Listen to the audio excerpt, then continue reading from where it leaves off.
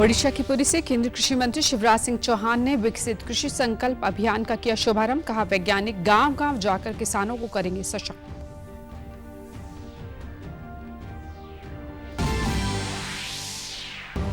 कुरुक्षेत्र से मुख्यमंत्री नायब सिंह सैनी ने की राज्यव्यापी विकसित कृषि संकल्प अभियान की शुरुआत। अभियान को बताया कृषि वैज्ञानिकों, अधिकारियों और किसानों की त्रिवेणी।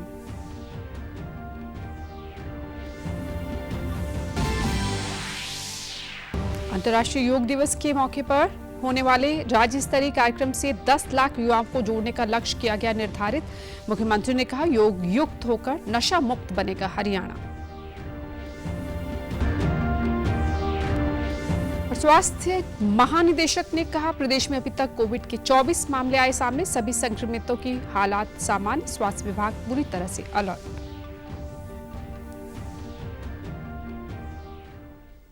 नमस्कार, मैं हूं राजेंद्र कौर। अब समाचार विस्तार से। ओडिशा के पुरी से आज केंद्रीय कृषि मंत्री शिवराज सिंह चौहान ने देशव्यापी विकसित कृषि संकल्प अभियान की शुरुआत की। 15 दिनों के अभियान के दौरान वे करीब 20 राज्यों में जाएंगे। इस अभियान में किसानों और वैज्ञानिकों का सीधा संवाद होगा। उन्होंने कहा कि विकसित कृषि संकल्प अभियान का मतलब है कि वैज्ञानिक लैब से निकलकर खेत में किसानों के बीच जाए और गांव में आपके साथ बैठे। उन्होंने कहा कि वो पूरे देश के किसानों से अपील करते हैं कि वैज्ञानिक आपके गांव में आ रहे हैं, आप समय निकालिए और उनके साथ बैठिए, खेती में नए प्रयोग सीखिए और उत्पादन बढ़ाइए। प्रधानमंत्री के नेतृत्व में कल ही केंद्रीय कैबिनेट ने किसानों के हित में 14 खरीफ फसलों के न्यूनतम समर्थन मूल्य में वृद्धि का अहम निर्णय लिया है। कल्याण की नीतियों के कारण आज देश का खाद्यान्न का भंडार भरपूर है। गेहूं, चावल, मक्का, सोयाबीन, मूंगफली, रिकॉर्ड उत्पादन हुआ है। धान अभी तक 2300 रुपया कुंटल था, अब इस साल 2369 रुपया कुंटल खरीदा जाएगा। एमएसपी उसकी 2369 रुपया। तो धान की एमएसपी बढ़ी, ज्वार की एमएसपी बढ़ी। ज्वार पहले बिकता था 3371, अब 3699। बाजरा अब 2625 के बजाय 2775 में खरीदेंगे। रागी 4290 के बजाय 4886 में खरीदेंगे। मक्का 2225 के बजाय 2400 रुपया कुंटल खरीदी जाएगी। तुअर का हमने तय किया है 7550 रुपया कुंटल के बजाय 8000 रुपया कुंटल खरीदी जाएगी तुअर। उधर मुख्यमंत्री नायब सिंह सैनी ने आज कुरुक्षेत्र से विकसित कृषि संकल्प अभियान का आगाज किया। इसका मकसद किसानों को नई तकनीक, योजना और नवाचार से जोड़कर कृषि क्षेत्र में सुधार लाना है। किसानों को खरीफ फसलों की वैज्ञानिक तकनीकों की जानकारी देना, मृदा स्वास्थ्य कार्ड के महत्व को समझाना और सरकारी योजनाओं और नीतियों का लाभ पहुंचाना है। इस अभियान के तहत किसानों से सीधा संवाद करके फीडबैक लेकर कृषि अनुसंधान को एक नई दिशा मिलेगी। आज से आगामी 12 जून तक प्रदेश भर में चला जा रहा यह अभियान किसानों को सशक्त करने की प्रतिबद्धता का सशक्त प्रमाण है। इस दौरान मुख्यमंत्री ने 5 विभागों की पत्रिकाओं का विमोचन और ICAR की तरफ से तैयार इस कृषि अभियान के पोस्टर को हस्ताक्षर करके लॉन्च भी किया। कुरुक्षेत्र विश्वविद्यालय परिसर में मुख्यमंत्री ने किसानों और कृषि वैज्ञानिकों को संबोधित करते हुए कहा कि इस अभियान के माध्यम से हर किसान को नीति का सहभागी और नवाचार का भागीदार बनाएंगे। यह सिर्फ एक कार्यक्रम नहीं बल्कि एक जन आंदोलन है जो किसानों को ज्ञान, नवाचार और तकनीक से सशक्त बनाने की दिशा में महत्वपूर्ण कदम साबित होगा। यह अभियान एक ऐसी त्रिवेणी है जिसमें कृषि वैज्ञानिक, कृषि से जुड़े विभागों के अधिकारी और किसान एक दूसरे से सीधा संवाद करेंगे। आंदोलन है जो किसानों को ज्ञान, नवाचार और तकनीक से सशक्त बनाने की दिशा में ये महत्वपूर्ण साबित होगा। मुझे इस बात की बड़ी खुशी है। यह अभियान एक ऐसी त्रिवेणी है जिसमें कृषि वैज्ञानिक, कृषि से जुड़े विभागों के अधिकारी और हमारे किसान एक दूसरे से मिलकर के संवाद और बातचीत करेंगे कि देश के यशस्वी प्रधानमंत्री आदरणीय नरेंद्र मोदी जी ने विकसित भारत की जो संकल्प लिया है, जो उन्होंने सपना देखा है, हमारा अन्नदाता उसका एक प्रमुख स्तंभ है। मुख्यमंत्री ने कहा कि विकसित भारत के संकल्प में हमारे अन्नदाता को एक प्रमुख स्तंभ माना गया है। एक विकसित, मजबूत और समृद्ध भारत तभी संभव होगा जब हमारा किसान खुशहाल और आत्मनिर्भर बनेगा। वर्तमान में जलवायु परिवर्तन, जल संकट, भूमि की उपजाऊ शक्ति कम होना और बाजार की बदलती मांगे, ये सभी चुनौतियां आज हमारे सामने हैं। यह अभियान इन्हीं चुनौतियों का सामना करने में किसानों को सशक्त बनाएगा। उन्होंने कहा कि हरियाणा सरकार किसानों के हितों में लगातार कल्याणकारी योजनाएं चला रही है। एक कृषि प्रधान प्रदेश है।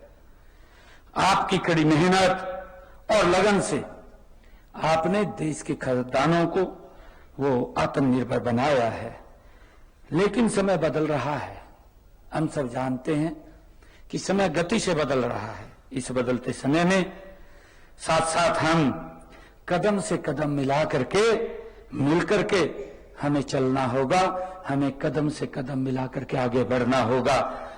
इस जलवायु परिवर्तन, जल संकट और भूमि की उपजाऊ शक्ति कम होना और बाजार की बदलती मांगे, ये सभी चुनौतियां आज हमारे सामने हैं। विकसित कृषि संकल्प अभियान इन्हीं चुनौतियों का सामना करने के लिए आपको सशक्त बनाएगा। ये जो विकसित कृषि संकल्प अभियान है, इन सभी समस्याओं का समाधान करते हुए किसान को सशक्त और मजबूत बनाने का काम करेगा। वहीं प्रदेश के कृषि मंत्री श्याम सिंह राणा ने कहा कि देश में किसानों की फसलों का उत्पादन बढ़ाने के लिए 15 दिनों का विकसित कृषि संकल्प अभियान कार्यक्रम लॉन्च किया गया है। ये कार्यक्रम प्रदेश के किसानों को उनकी भूमि की जानकारी मुहैया करवाने, सरकार की योजनाओं का किसानों को लाभ पहुंचाने और उनके संदेश को कृषि विभाग तक पहुंचाने का काम करेगा। आपदा प्रबंधन और राष्ट्रीय सुरक्षा को सुदृढ़ बनाने की दिशा में आज प्रदेश भर में ऑपरेशन शील्ड के तहत होने वाली व्यापक मॉक ड्रिल को प्रशासनिक कारणों से स्थगित कर दिया गया है। प्रदेश के गृह विभाग के अतिरिक्त मुख्य सचिव डॉक्टर सुमिता मिश्रा ने बताया कि गृह मंत्रालय के आदेशों के बाद मॉक ड्रिल के स्थगन का फैसला लिया गया है। इसके लिए सभी उपायुक्तों और हितधारकों को सूचित कर दिया गया है। गौरतलब है कि कल गृह मंत्रालय ने हरियाणा, राजस्थान, जम्मू कश्मीर, चंडीगढ़ और गुजरात में मॉक ड्रिल का ऐलान किया था। जल्द ही नागरिक सुरक्षा अभ्यास के लिए नई तिथि का ऐलान किया जाएगा। अंतर्राष्ट्रीय योग दिवस के मौके पर 21 जून को पूरा हरियाणा योग में नजर आएगा। इस मौके पर कुरुक्षेत्र में आयोजित होने वाले राज्य स्तरीय समारोह में लगभग 1 लाख से भी ज्यादा लोगों की भागीदारी होगी। इस कार्यक्रम में योग गुरु बाबा रामदेव शिरकत करेंगे। इस कड़ी में मुख्यमंत्री नायब सिंह सैनी ने कल चंडीगढ़ में एक प्रेस वार्ता को संबोधित करते हुए कहा कि प्रधानमंत्री नरेंद्र मोदी के प्रयासों से आज पूरी दुनिया ने योग को अपनाया है। योग हमारे देश की प्राचीन परंपरा है। ये केवल शारीरिक कसरत नहीं बल्कि एक संपूर्ण जीवन शैली है। योग ने स्वास्थ्य के प्रति हमें जागरूक रहने का माध्यम दिया है। उन्होंने कहा कि सभी अपने जीवन में योग को अपने दिनचर्या का हिस्सा बनाएं और स्वस्थ भारत के लिए एक और कदम बढ़ाएं। ये 11वां योग दिवस है। आज ये योग दुनिया के हर देश के अंदर मनाया जा, लोगों ने योग को अपने जीवन का एक हिस्सा ये बनाया है। हमारे ऋषियों की ये पुरानी परंपरा है। योग ने न केवल शारीरिक स्वास्थ्य को मजबूत किया बल्कि मानसिक संतुलन बनाए रखने में भी अत्यंत महत्वपूर्ण भूमिका निभाई है। मुख्यमंत्री ने कहा कि अंतर्राष्ट्रीय योग दिवस के लिए प्रशिक्षण कार्यक्रम के साथ साथ योग मैराथन, योग जागरण यात्रा सहित अन्य कार्यक्रमों का आयोजन किया जाएगा। ये कार्यक्रम आज से 21 जून तक चलेंगे। योग कार्यक्रमों के साथ साथ स्वच्छता कार्यक्रम को भी जोड़ा जाएगा।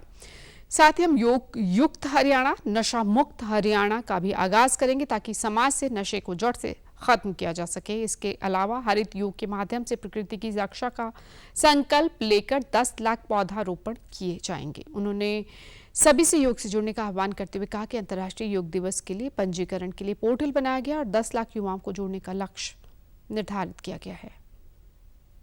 नेशनल योगा डे मनाने की थीम है, वो थीम है वन अर्थ वन हेल्थ। अंतर्राष्ट्रीय योग दिवस के लिए प्रशिक्षण कार्यक्रम, साथ साथ योग मैराथन, योग जागरण यात्राएं, अन्य कार्यक्रमों का भी आयोजन किया जाएगा। स्वस्थ भारत और स्वस्थ हरियाणा की बात कर रहे हैं तो इसके साथ साथ योग युक्त हरियाणा और नशा मुक्त हरियाणा एक जिलों को भी पोर्टल के माध्यम से रजिस्ट्रेशन का वो खोला है, जो इस योग के साथ, क्योंकि हमारा ध्येय है कि हर व्यक्ति जुड़े, एक भी व्यक्ति न छूटे।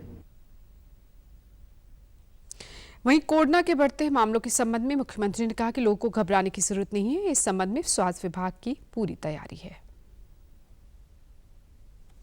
वो वेरिएंट नहीं है कोई, क्योंकि जब सीजन चेंज होता है तो सीजन के साथ कई प्रकार के दिक्कतें आ जाती हैं। आजकल मौसम का परिवर्तन भी होता है। हमारी पूरी पहले भी तैयारियां थी, अब भी तैयारी है। इसमें कोई पैनिक लेने की आवश्यकता नहीं है, क्योंकि अगर कोई 1-2 पेशेंट आया वो जल्दी ठीक होकर के भी चला गया। दूसरी तरफ प्रदेश की स्वास्थ्य मंत्री आरती सिंह राव ने भी जनता और स्वास्थ्य अधिकारियों से कोविड-19 के बारे में सतर्क और सक्रिय रहने का आग्रह किया है।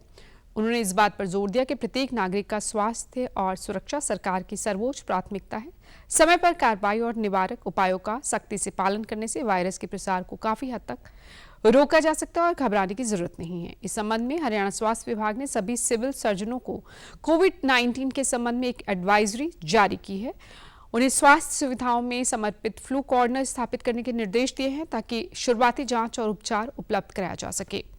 उन्होंने कहा कि राज्य भर के अस्पतालों को आइसोलेशन बेड, ऑक्सीजन की आपूर्ति, आवश्यक antibiotics, PPE kit, N95 mask और आवश्यक परीक्षण आपूर्ति सहित पर्याप्त बेड के साथ तैयारी सुनिश्चित करने के निर्देश दिए गए हैं। लोगों को भी कोविड-19 के लिए उचित व्यवहार अपनाने के लिए प्रोत्साहित किया जा रहा है।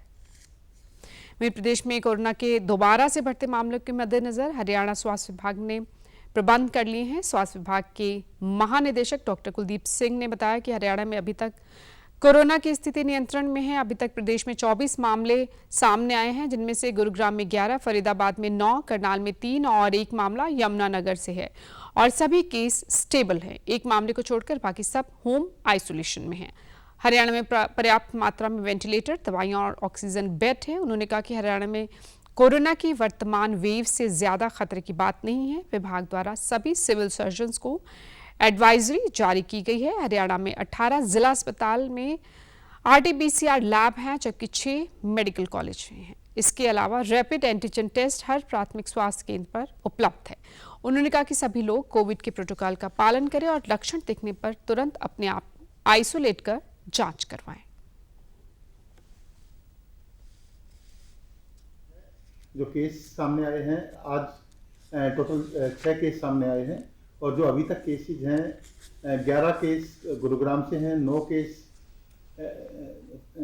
फरीदाबाद से हैं, 3 केस करनाल से हैं, 1 केस यमुनानगर से है और सारे के सारे केस स्टेबल हैं। सारे के सारे एक केस को छोड़ के सारे होम आइसोलेशन में, 1 केस एडमिट है और सारे का बिल्कुल ख्याल रखा जा रहा है। और कोरोना के लिए हरियाणा सरकार और हरियाणा स्वास्थ्य विभाग पूरी तरह से मुस्तैद है और हमारे पास सफिशिएंट क्वांटिटी में इस टाइम पे वेंटिलेटर हैं, सफिशिएंट क्वांटिटी में दवाइयां हैं, जो ऑक्सीजन बेड हैं वो हमारे पास बहुत हैं। तो PSA प्लांट जिनसे ऑक्सीजन जनरेट होती है उनकी संख्या भी बढ़ के लगभग 56 हो चुकी है। करनाल के गांव सालवन में आज राज्य स्तरीय महाराणा प्रताप जयंती समारोह का आयोजन किया गया, जिसमें मुख्यमंत्री नायब सिंह सैनी ने बतौर मुख्य अतिथि के रूप में शिरकत की। इस दौरान कृषि मंत्री श्याम सिंह राणा भी मौजूद रहे। समारोह को संबोधित करते हुए मुख्यमंत्री ने महाराणा प्रताप को राष्ट्र नायक बताते हुए कहा कि उन्होंने देश और धर्म की रक्षा के लिए अपने प्राणों की आहुति दी। महाराणा प्रताप सिंह एक नाम नहीं है, बल्कि स्वाभिमान, धैर्य और बलिदान का जीवंत प्रतीक है। वे इतिहास की उन विभूतियों में से हैं जिन्होंने ना कभी झुकना सीखा, ना हारना। उन्होंने कहा कि आज जब भी वीरता और देशभक्ति की बात होती है, उनका नाम सबसे पहले आता है। अपनी जन्मभूमि को मुक्त करने के लिए महाराणा प्रताप आजीवन मुगलों से लड़ते रहे।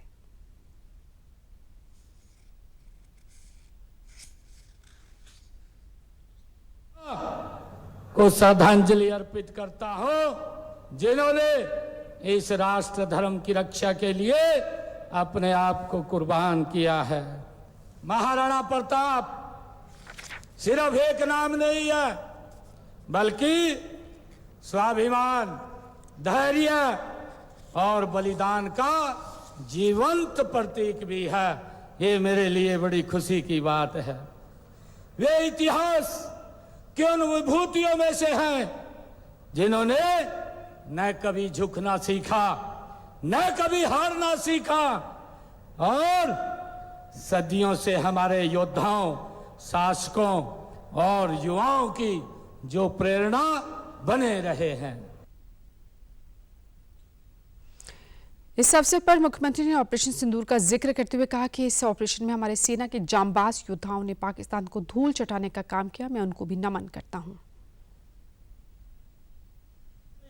उन्होंने एक मंच के ऊपर कहा कि अब समय आ गया है, अब वो समय आ गया है कि आतंकवाद की बची कुची जमीन उसको मिट्टी में मिलाने का अब ये समय आ गया है। आदरणीय मोदी जी ने 7 तारीख को रात 1:30 बजे पाकिस्तान की भूमि के ऊपर जा करके जहां आतंकवाद पनपता था उसको मिट्टी में मिलाने का काम हमारे जांबाज सैनिकों ने किया है। मैं उनको नमन करता हूं, उनको प्रणाम करता हूं। भाइयों, उसका जवाब पाकिस्तान की भूमि के ऊपर देने का काम किया है। हरियाणा अध्यापक पात्रता परीक्षा 26 और 27 जुलाई को होगी। 26 जुलाई को लेवल 3 और 27 जुलाई को लेवल 2 और लेवल 1 की परीक्षा करवाई जाएगी। परीक्षा के लिए नए आवेदक 1 से 5 जून तक आवेदन कर सकेंगे। बोर्ड ने इसके लिए 1 जून को पोर्टल खोल रहा है। हरियाणा विद्यालय शिक्षा बोर्ड के अध्यक्ष प्रोफेसर पवन कुमार ने बताया कि एचटेट परीक्षा के लिए नवंबर में पंजीकरण करवाया गया था। इच्छुक अभ्यर्थी 1 से 5 जून तक की रात 11:59 तक निर्धारित शुल्क सहित ऑनलाइन आवेदन कर सकते हैं। प्रदेश के विकास और पंचायत मंत्री कृष्णलाल पवार की अध्यक्षता में कल चंडीगढ़ में हुई सब कमेटी की बैठक में 4 मुख्य फैसले लिए गए।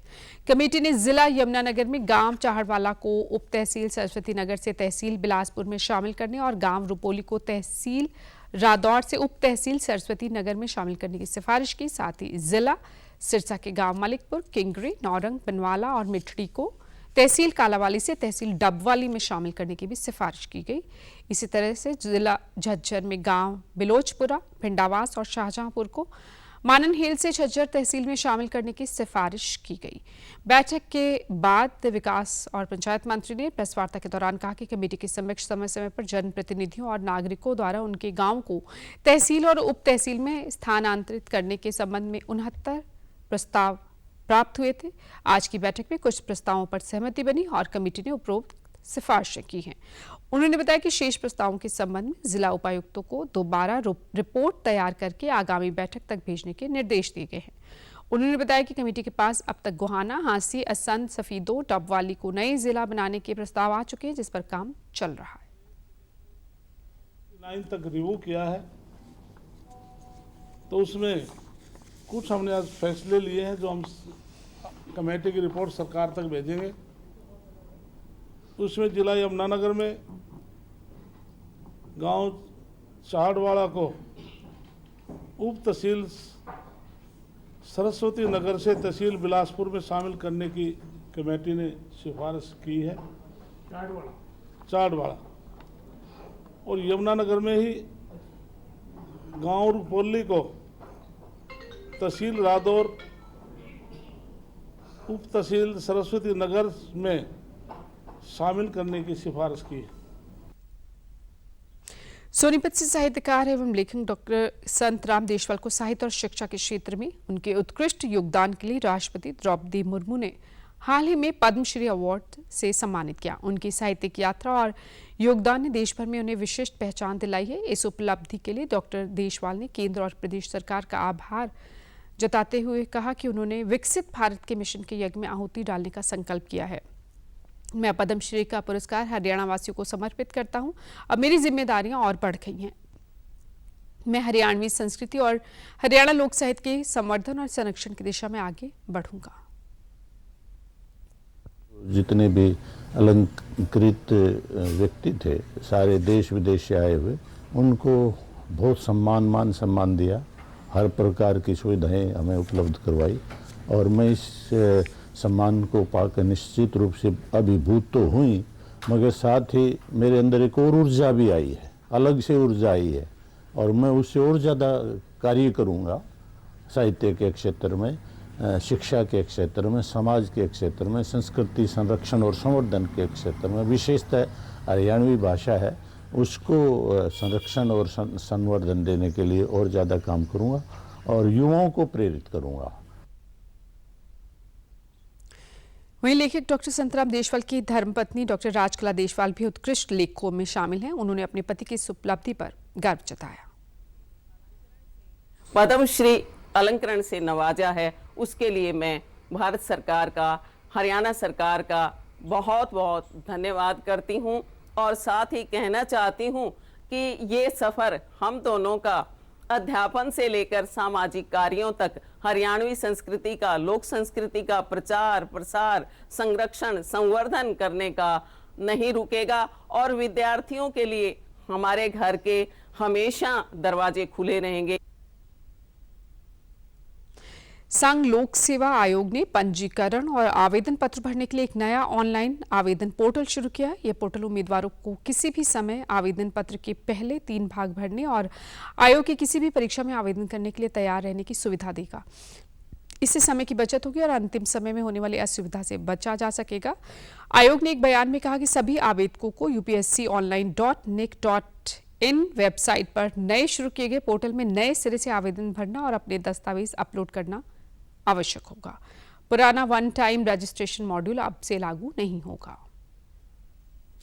गृह मंत्रालय के आदेश के बाद हरियाणा पुलिस की तरफ से प्रदेश में अवैध रूप से रह रहे बांग्लादेशी नागरिकों की धरपकड़ जारी है। इसी कड़ी में पलवल पुलिस ने विशेष अभियान चलाकर अवैध रूप से रह रहे 47 अवैध बांग्लादेशियों को गिरफ्तार किया। डीएसपी नरेंद्र खटाना ने बताया कि कैंप थाना क्षेत्र से पुलिस ने इन बांग्लादेशी नागरिकों को काबू किया है, जिनमें पुरुष, महिलाएं और बच्चे भी शामिल हैं। जिला पुलिस ने अब तक 130 अवैध बांग्लादेशियों को अलग अलग स्थानों से काबू किया, जिसके संबंध में डिपोर्ट प्रक्रिया जारी है। उन्होंने जिलावासियों, भट्टा मालिकों, राइस मिल मालिकों और अन्य व्यावसायिक संस्थानों से भी अपील की है कि वे अपने पास काम करने वाले या किराए पर रहने वाले प्रत्येक व्यक्ति का पुलिस सत्यापन जरूर करवाएं।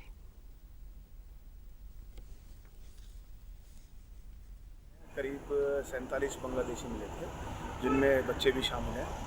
जो अभी वो कहाँ से आए हैं इस बारे पता लगाया जा रहा है और उनकी डिपोर्ट करने की जो प्रक्रिया है वो जारी है। उधर प्रदेश सरकार के निर्देशानुसार पलवल जिला के गांव ततारपुर स्थित राजकीय प्राइमरी स्कूल में उपायुक्त डॉक्टर हरीश कुमार की अध्यक्षता में रात्रि ठहराव का आयोजन किया गया। इस मौके पर जिला के विभिन्न विभागों द्वारा चलाई जा रही योजनाओं की जानकारी देने के लिए स्टॉल लगाई गई। इस दौरान उपायुक्त ने कहा कि प्रतिमाह जिले के एक गाँव में प्रशासन के सभी विभागों के अधिकारी रात्रि ठहराव कर ग्रामीणों की समस्याओं का मौके पर ही निवारण करेंगे। गाँव ततारपुर को मॉडल विलेज बनाया जाएगा। मेरी इच्छा थी कि इस गांव को हम एक मॉडल विलेज के रूप में विकसित करें, ताकि कोई भी ऑफिसर स्टेट गवर्नमेंट या सेंट्रल गवर्नमेंट से आए तो उसको हम दिखा पाए कि एक ये हमारा गांव है और बाकी गांवों को भी हम इसी तरह से डेवलप करना चाहते हैं। इसके लिए हमें गाँव वासियों से भी सहयोग की जरूरत पड़ेगी। साफ सफाई की व्यवस्था उत्तम रखिए और सभी CSR से भी और गवर्नमेंट के जो भी फंड आते हैं उनकी व्यवस्था करके पंजाब एवं हरियाणा हाई कोर्ट में पंजाब हरियाणा के बीच हुए जल विवाद के मद्देनजर भाखड़ा ब्यास मैनेजमेंट बोर्ड के मामलों की सुनवाई अब जुलाई में होगी, क्योंकि तात्कालिक आपात स्थिति समाप्त हो गई है। चीफ जस्टिस शील नागू की पीठ के समक्ष जब मामला आया तो पंजाब सरकार ने कहा कि BBMB तक पहुंच पर कोई सरकारी रोक नहीं थी, बल्कि भीड़ के कारण ही यह स्थिति बनी थी। पुलिस की तैनाती किसी सरकारी आदेश के तहत नहीं, बल्कि भीड़ की संवेदनशीलता को देखते हुए की गई थी। मामले की पिछली सुनवाई पर BBMB के चेयरमैन ने कोर्ट को बताया कि उन्हें जनता ने ही बोर्ड के परिसर में प्रवेश से रोक दिया था, जिस पर कोर्ट ने इसे अविश्वसनीय करार दिया था। अदालत ने यह भी माना था कि BBMB के कामकाज में हस्तक्षेप न करने के उसके निर्देशों की अवहेलना हुई है, जिससे अवमानना का मामला बनता है। BBMB के वकील और वरिष्ठ अधिवक्ता राजेश गर्ग ने चिंता जताई कि गर्मी की छुट्टियों के बाद सुनवाई टलने से समस्या और बढ़ सकती है। उन्होंने कहा कि जब तक पुलिस बल तैनात है और राज्य सरकार कहती है कि किसी को रोका नहीं जा रहा, तब तक स्थिति जस की तस बनी रहेगी। केंद्र सरकार की ओर से additional solicitor general Satyapal Jain ने बताया कि केंद्र ने सीआईएसएफ की तैनाती का निर्णय लिया है, लेकिन इसके लिए बीबीएमबी को 8 करोड़ रुपए जमा कराने होंगे और आवश्यक ढांचा तैयार कराना होगा, जिसमें 1.5 से 2 महीने लग सकते हैं। विदेश मंत्रालय के प्रवक्ता रणधीर जायसवाल ने प्रेस वार्ता को संबोधित किया। उन्होंने कहा कि पाकिस्तान को पहले आतंकवाद के खिलाफ कार्रवाई करनी होगी और तब तक सिंधु जल संधि स्थगित रहेगी। आतंकवाद और बातचीत साथ साथ संभव नहीं है। पाकिस्तान आतंकवाद का ग्लोबल केंद्र बिंदु बना हुआ है। विदेश मंत्रालय के प्रवक्ता ने कहा कि वार्ता केवल आतंकवादियों और पीओके की वापसी पर होगी। उन्होंने कहा कि भारत कनाडा संबंधों की वर्तमान स्थिति और भविष्य की संभावनाओं पर चर्चा हुई है और विदेश मंत्री एस जयशंकर ने कनाडा की विदेश मंत्री मेलानी जोली से बात की है। वहीं उन्होंने बांग्लादेश के प्रधानमंत्री मोहम्मद यूनुस को लेकर कहा कि वे अपनी समस्याओं के लिए दूसरों को दोष देना बंद करें। आतंकवाद और बातचीत दोनों साथ में नहीं चल सकता है, और जहां तक आतंकवाद का सवाल है उस पे बात इस मुद्दे पे होगी पाकिस्तान से कि जो हम लोगों ने उन आतंकियों का सूची जो दिया था उनको कुछ साल पहले, उनको हमारे हवाले करें। इस बात का मैंने जिक्र पिछले जो प्रेस वार्ता हुआ था उसमें भी किया था।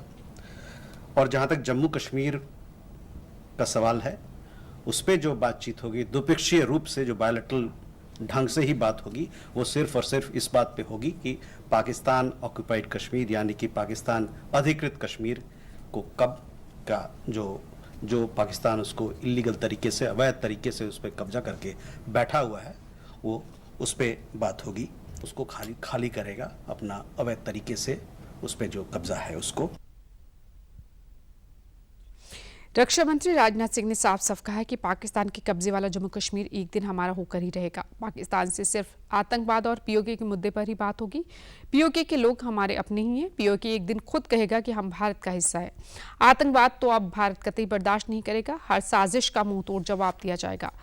राजनाथ सिंह ने नई दिल्ली में भारतीय उद्योग परिसंघ के वार्षिक व्यापार शिखर सम्मेलन 2025 को संबोधित करते हुए कहा कि आतंकवाद के खिलाफ भारत की रणनीति बदली है और अब पाकिस्तान से केवल आतंकवाद और पीओके के पर बात होगी। उन्होंने कहा कि हम और भी बहुत कुछ कर सकते हैं, लेकिन शक्ति और संयम, इन दोनों के समन्वय का हमने दुनिया के सामने एक शानदार उदाहरण पेश किया है।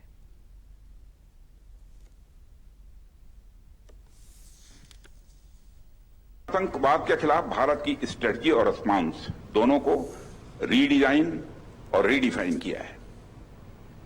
हमने पाकिस्तान के साथ अपने एंगेजमेंट और स्कोप ऑफ डायलॉग को रीकैलिब्रेट किया है। अब जब भी बात होगी केवल आतंकवाद पर बात होगी, पीओके पर बात होगी और किसी दूसरे मुद्दे पर पाकिस्तान के साथ बात नहीं होगी। पाक ऑक्युपाइड कश्मीर के लोग वो हमारे अपने हैं, हमारे परिवार का हिस्सा है। हम प्रधानमंत्री के श्री नरेंद्र मोदी जी की एक भारत श्रेष्ठ भारत के संकल्प के लिए पूरी तरह से प्रतिबद्ध हैं और हमें यह पूर्ण विश्वास है कि हमारे वो भाई जो आज हमसे भौगोलिक और राजनीतिक रूप से अलग हैं, वो भी अपने स्वाभिमान, आत्मा की आवाज और स्वेच्छा से भारत की मुख्य धारा में कभी न कभी जरूर वापस लौटेंगे। राजनाथ सिंह ने देश को चौथी अर्थव्यवस्था बनने पर कहा कि इसका मतलब दुनिया का भारत पर और भारत का अपने ऊपर लगातार बढ़ते भरोसे की ये बात है। मैं आप सभी को भारत के दुनिया के 4th लार्जेस्ट इकोनॉमी बनने की बधाई देता हूं।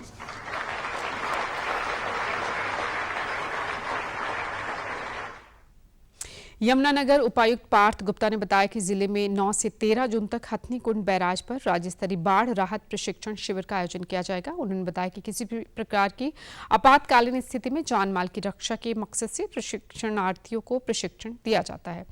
जब कभी बाढ़ जैसी स्थिति अथवा प्राकृतिक आपदा आती है तो प्रशिक्षण में सिखाया गया कौशल मदद करता है। प्रशिक्षण शिविर कौशल सीखने का महत्वपूर्ण जरिया होता है। उन्होंने बताया कि मानसून से पहले राज्य में किसी भी प्रकार की बाढ़ जैसी स्थिति से निपटने के लिए उक्त प्रशिक्षण शिविर का आयोजन होगा, जिनमें राज्य के अलग अलग हिस्सों से प्रशिक्षणार्थी भाग लेंगे। बाढ़ जैसी स्थितियों से निपटने के लिए यह प्रशिक्षण शिविर अत्यंत महत्वपूर्ण है।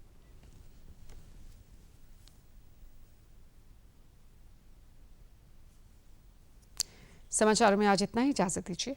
नमस्कार।